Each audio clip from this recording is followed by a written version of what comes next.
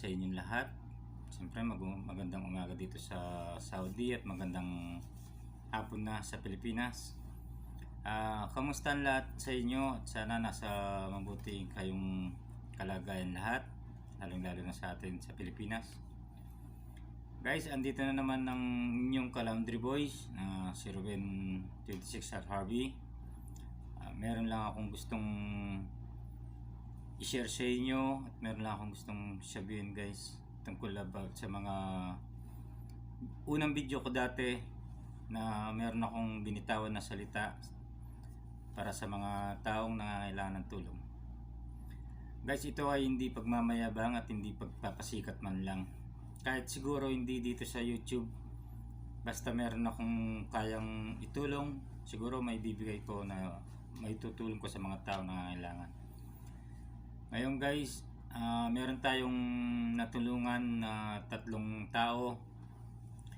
Yun nga lang, kung ano man yung nakayanan natin ibigay, yun lang ang naibigay ko sa kanila. Pero hanggat maaari, alam kong hindi pa sapat yung napadala ko sa kanila. Gusto ko pang dagdagan, kaya sana bigyan pa tayo ng lakas ng pangangatawan ng ating Panginoon. Guys, ito yung 3 natulungan natin, talagang hindi na sila nakakapag-anak buhay. At isa pa, may mga sakit na talaga. Unahin natin pakita ang kanyang video guys. Si Ate Bebe na tinamaan ng kanyang bato at nagka-diabetes.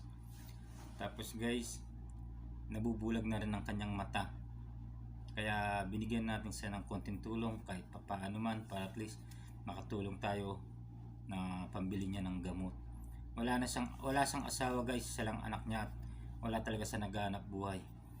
Kung hindi niyo man maintindihan ng mga sinasabi niya, ako ipapaliwanag ko sa inyo. Pero panoorin niyo muna itong video niya guys. Yak pala yung Marshall's wife nila, anak na ako Marisa pala. Kaya may kasakit siya kayong bato. Nagsimulangan kayong bato. May tura niya yung bato na dapat mag-dialysis na yung sa ano. May pa-dialysis na yung sabi ni doktor, magpakaya pa mo. Magpagaling niya pa mo. Pilan naldo, ito, may baba hanggang may normal na may pa-dialysis. Ito mo. Sige ka ma. Ako naman ako ako po yung Marisa Punla. May mula po yung sakit ko kung meron po mitas po diabetes hanggang may turan na rin mata ko kay ba't po kanta may hospital po king JBL hanggang may lalako ituran niya yung bato ko. Buri na ni doktor, madialysis ko, sana yung ipupubisa. Aling katakot ko, putagan ko po mate. Kanya, sinabi ko po kin doktor, kung ako wala pa po kin panulo, yung pamanulo ko kin bato, baka tayo ko madialysis, so hindi niyo po ang pag-dialysis. Iginayda na yung magpuging panulo. Kinontinue day ka panulo ng minumang ko, hanggang ngayon pinmay check up kailangan ba no awa na naman din ginuwali ko sakit malalang malala may turang may turaning ko ito isusuporta ka na ako muro yung kapatid ko minsan hindi nanda ko kanya din panulong ngayon makasabi mo bintang kakaida ka na niya pasalamat kong maragul ko kay kayo kimbinye mo financial ay ni sana dakal ka pangasaw kayan tao para ka rin makakalulong masakit dakal na salamat kay kaya may mula na yung pangisa na ako dakal na salamat.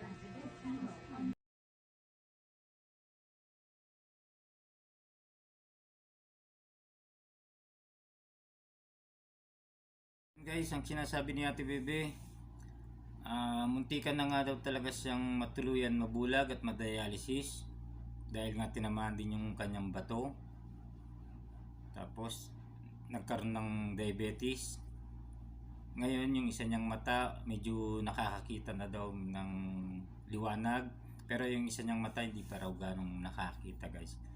Kaya sana Ate Bebe makatulong sa iyo ang binigay kong konting tulong para pambili mo ng mga gamot, at sana maraming pang tumulong sa atin, at sana mapakinggan tayo ng ating Panginoon na meron pang tutulong sa iyo para tuluyan ng magamot din ng isa mong mata at makakita. Sana lagi kang mag-iingat ng dyan at palakasin mo yung pangangatawan, at sana lalo kang alagaan ng isa mong anak, huwag ka sana pabayaan. Ngayon guys, ito pa isa nating natulungan na walang iba kung hindi si Tatay Ben. Isa lang po siyang vendors ng balot, banana Q, lumpia, at kung ano po yung naisipan niyang ibenta. Silang dalawa ng kanyang asawa. Kaso nga po, si Tatay Ben nagkaroon ng accident sa kanyang paa.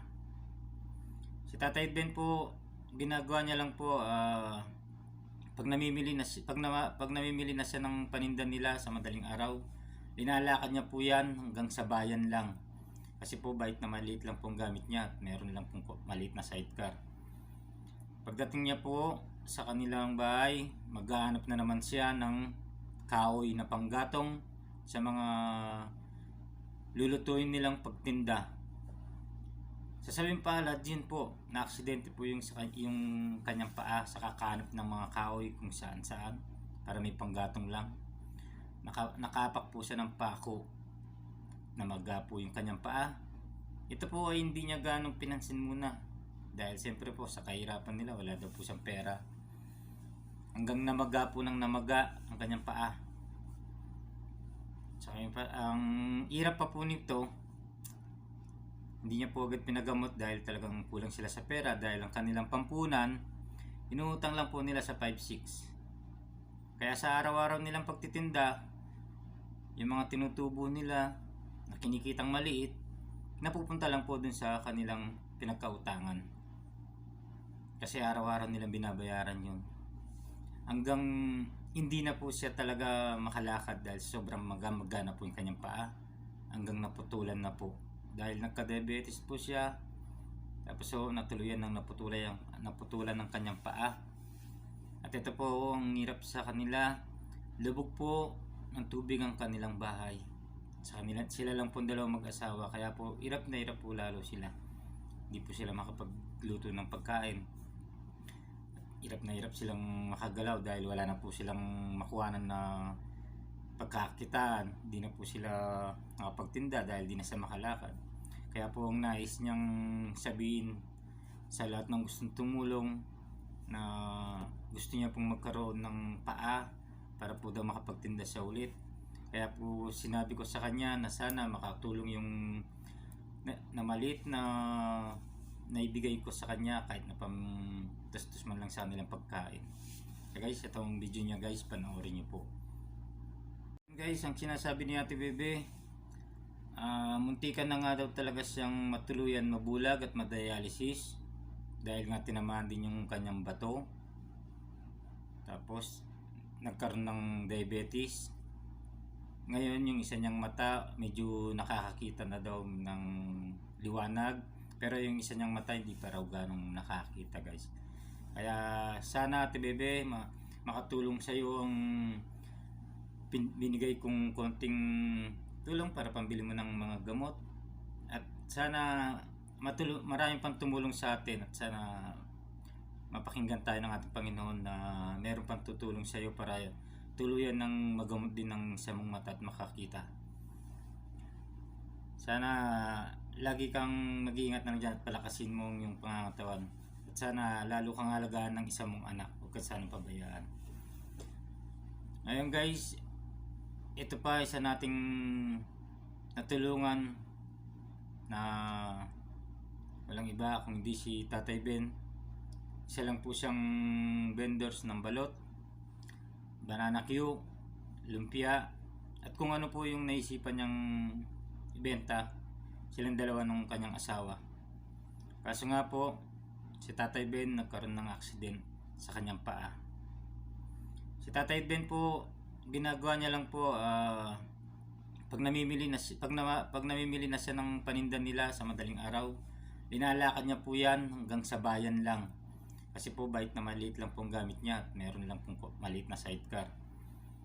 Pagdating niya po sa kanilang bahay, maghahanap na naman siya ng kahoy na panggatong sa mga lulutuin nilang pagtinda. Sasabihin pala din po, na aksidente po yung kanyang paa sa kakahanap ng mga kahoy kung saan saan para may panggatong lang. Nakapak po siya ng pako, namaga po yung kanyang paa.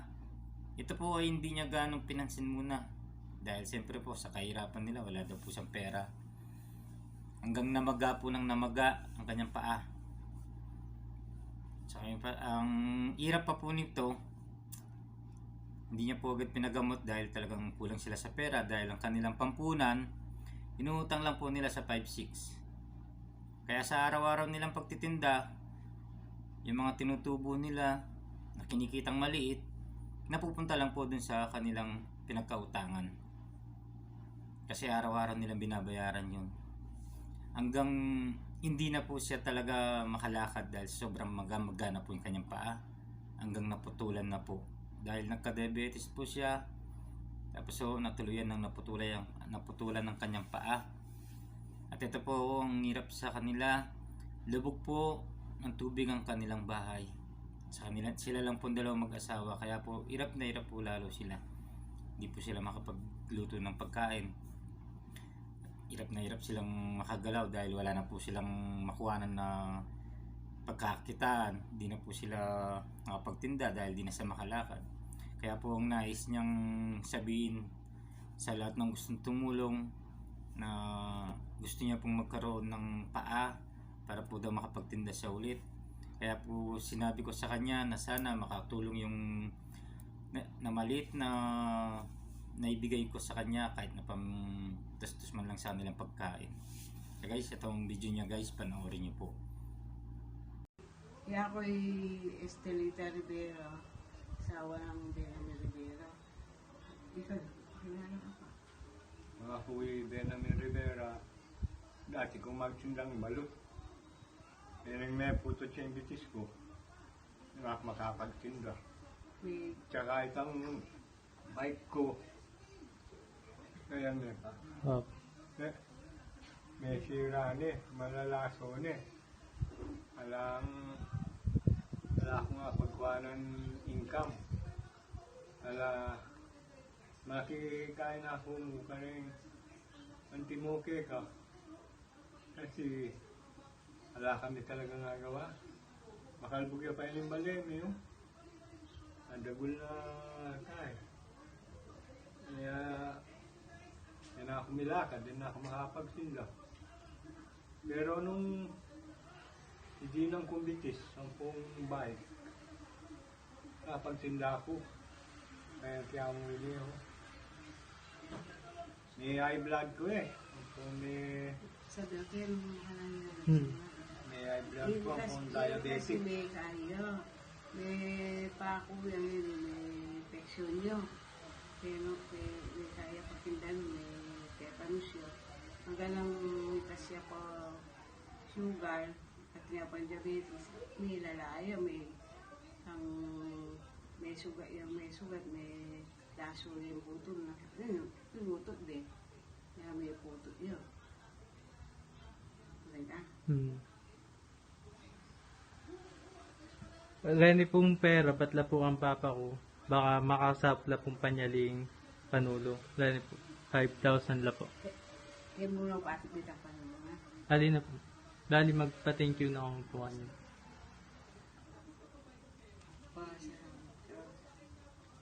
Salamat ka rin yung bibigay yung saoki kami.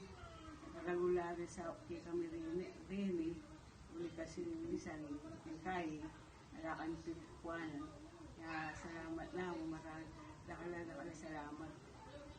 Nakalasalamat na eh. Maragula upang, walang mini. Walang gala.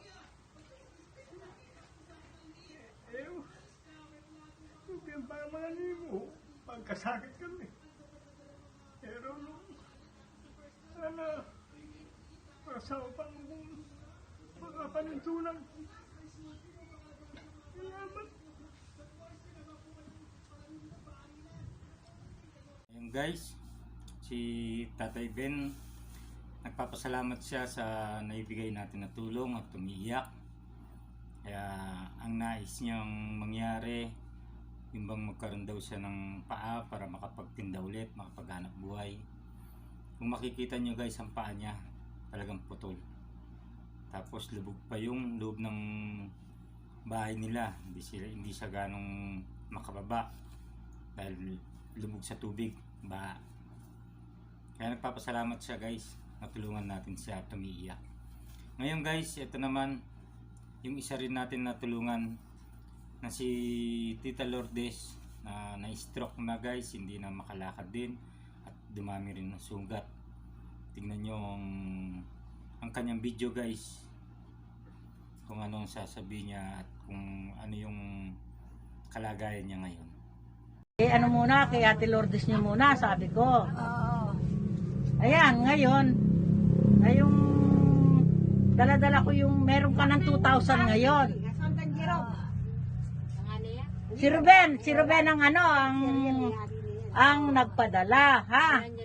Si Roland, takangane, sunod. Ang asawa na niya, anak ni Manglor. Pula. Ano ka na, Bi? Ha?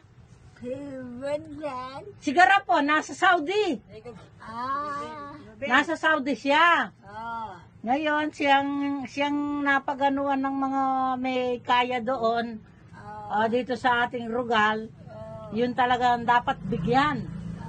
Kaya namili ako ngayon kung sino ang dapat bigyan. Si Bentot, kasi putulang paa, naka 5,000 siya, kanina inatid. Umiiyak nga eh, si Bentot eh. Ikaw ngayon, ito sa'yo, 2,000. Binibidyo ka niya, makikita niya ni Ruben. Makikita ni Ruben na binigay ko sa iyo ito. O, hawakan mo. Dapat kaya na kanina po yun. Ano sasabihin mo kay Ruben?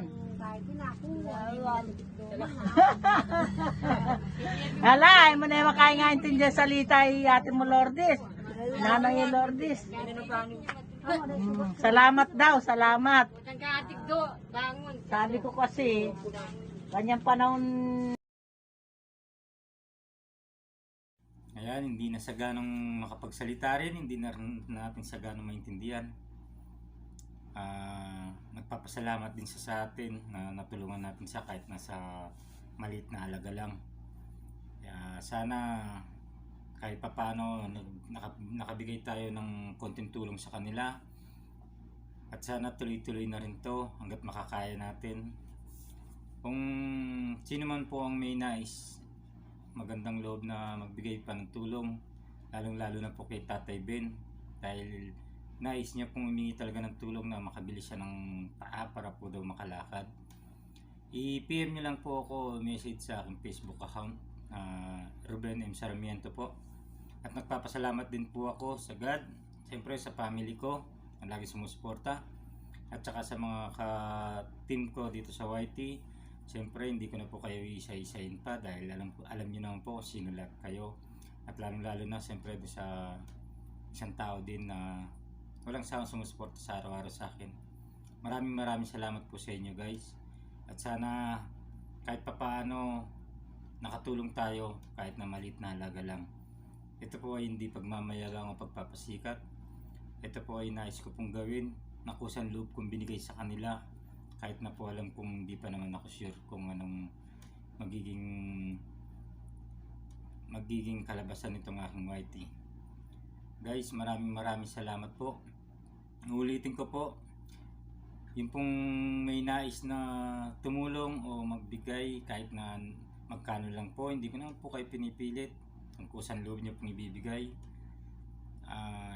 PM nyo lang po ako sa Facebook account, At tapos ay bibigay ko sa inyo yung detalye at kung sino ang pangalan na padadala nyo. Ito po ay sure na makakarating po sa kanila kung may tiwala po kayo sa akin. Dahil ako po, hindi ko po to talaga pinilit lang o ano, talagang kusa ko pong binigay sa kanila at tinulong. Marami pa po akong gustong tulungan taga ron. Kaso nga lang po talagang siyempre kung ano lang po makakaya ko, yun lang ang kaya natin ibigay. Pagpasensya na po nila. Kaya sana gumaling pa po sila at lumakas pa po, tumagal pa po sana ang buhay nila. At sana maging maayos na rin po ang lahat sa atin, lalo na sa Pilipinas. At God bless you po sa inyong lahat. Maraming salamat po sa inyo guys. Sana po makabigay kayo kahit na konting tulong man lang sa ating mga tao na nangangailangan. Thank you po sa inyong lahat. God bless you po. Maraming salamat po.